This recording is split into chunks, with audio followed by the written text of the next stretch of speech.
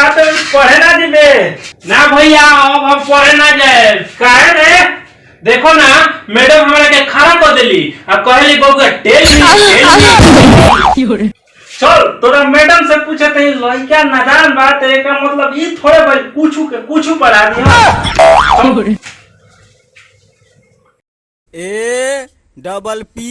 APPLE Apple Apple माने सेव। चल तो चल केने बारी तोर मैडम पूछा थे प्रणाम मास्टर प्रणाम। हमारे भाई के पढ़ा ली मैडम कहाँ बारी का बात बा? अरे हमारे भाई के खड़ा होके हमारे भाई नादान बात है मतलब ई थोड़ा भाई कुछ पढ़ा दियो। अरे वैसा मैडम तो कोई भइले नहीं के।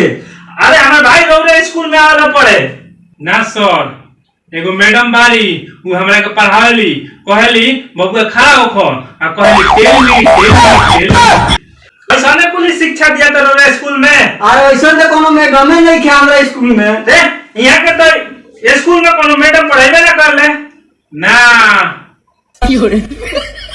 लागत तो भैया ई स्कूल या ना हो साला ई ना हम लोग कंप्यूटर में भाई तो सब लोग